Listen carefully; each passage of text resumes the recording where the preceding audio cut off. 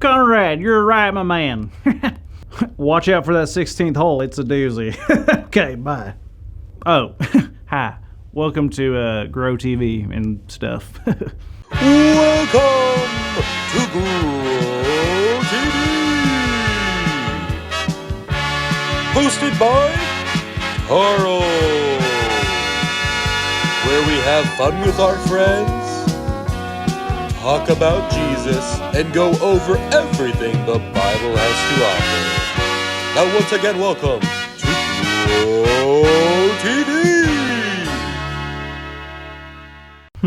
Do I want 12 gold statues of myself or 20 giant paintings of me fighting a grizzly bear? I'll do both. Man, I love being famous. Hey there, kiddos. Hey, living large like myself?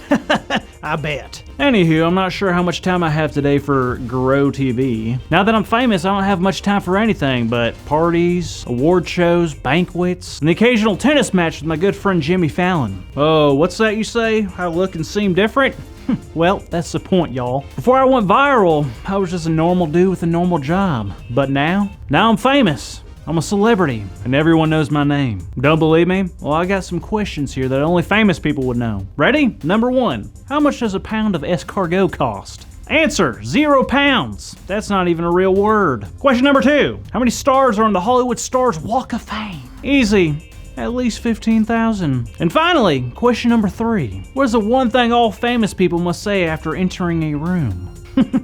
It's very simple. You walk into the room, you put your hands like this, then you say, howdy ho, I'm famous and I'm here. See, I told you. Now forget the old Carl. The new and improved Carl is here to stay. Oh, hey, Carl. Hi, Alan. Alan. My name's Andy, you know that. Oh, do I? I just know so many people now, it's hard to keep track. Well, I just heard about the viral video that you put out, and I just wanted to stop by and say congrats, man. That's awesome. Thanks, it's nothing really. It was just a matter of time. Matter of time before what? I'm sorry? Nothing. Also, just checking, are you ready to go? Go? Go where? The laser tag team. We have that tournament today, and you said you would help. Oh, yes, that thing. I'm not sure I can give the proper time and energy into something that small.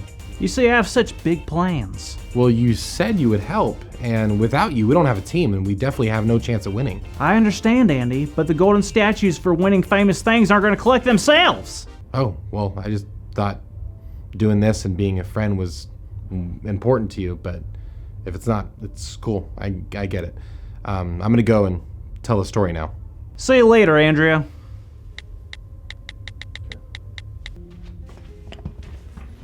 Hey kids! So last week we talked about how Solomon had taken over his dad's spot, King David, as the new ruler of Israel.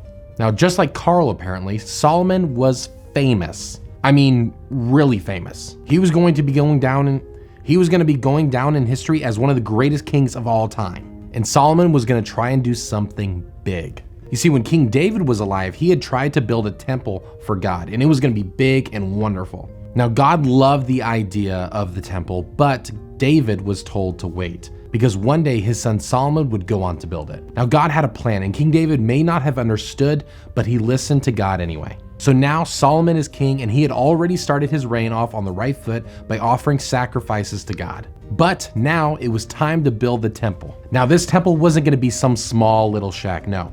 This temple would be built by thousands of people. Solomon wanted to make sure that whoever saw this temple knew just how big and wonderful God truly was. Once the temple was built, Solomon had the Ark of the Covenant brought in, so that way the presence of God could be there forever. And God also told Solomon that when the temple was finished being built, that a dark cloud would fill the inside of the temple, and inside that cloud, God would be present. And guess what? The cloud appeared in the temple. God was so happy with it, and that made Solomon happy as well. You see, God gave Solomon more than he could ever ask for. See, God placed Solomon in that position not only to be famous, but to serve others, to help Israel, and to set an example. Solomon was very wise, he was very kind, he was very loyal, but he was also super grateful. He was grateful for all that God had done for him. So Solomon knew he couldn't just stand by, enjoy the fame, and not do anything in return. He knew he had to show his gratitude and give back to the God that had loved him so much. And he did that by simply giving his time and energy into building that temple. Now, we can learn from Solomon in a lot of ways. A lot of the times we get more than what we deserve. Most of us have houses and food to eat inside of those houses, but sometimes we get presents on our birthdays and we get to go on really fun trips. Even during tough times when our parents might be stressed about how to pay the bills, or maybe we're tired or there's a lot of going on so we're stressed, it might be hard to find things that we're grateful for. Every single day we get to try harder to be the people who God has called us to be. And we can be grateful for the air that we get to breathe right now, or the cool option that we get to talk to the God of the universe anytime we want. God has given us a full life of joy, of love, and forgiveness, and it is our job to be thankful and to give back to the God who has loved us so much. So you're probably wondering, how can we give back to God? And I'm going to tell you, we can do it in simple ways, like being nice to our friends and our brothers and our sisters, noticing and doing something when someone needs help, using less than what we need, maybe giving more than what we want to give. So many ways, but it all starts with having a thankful heart. And when we are thankful, we can give God what we have.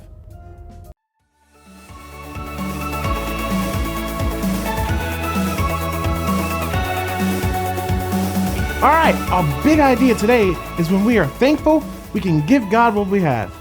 So let's say it out loud on the count of 3. 1, 2, 3. When we are thankful, we can give God what we have. Great job, kids. Hey, kids, I think we should talk to a certain famous person and see how he's doing. What do you guys think? Hey, Carl. I'm here. Oh, Carl, what's wrong? I just heard the story about Solomon and it's got me all up in my feelings right now. Oh, no. Why? Well, Solomon was given so much and then returned the favor by giving all he had to the people and God. Okay. Well, God's allowed me to be famous and get all this great stuff, but I don't even have time to go play laser tag with my friend. I see. Well, Carl, don't beat yourself up. Just like Solomon and David, you'll make mistakes, but it's never too late to make it right. I guess you're right. Thanks, O'Shea. No problem. But you know, if you leave now, you could probably make the laser tag tournament. You're right. I could. Thanks, O'Shea. See you later, kids. Thank you for watching, and tune in next week for a new episode of Road Here.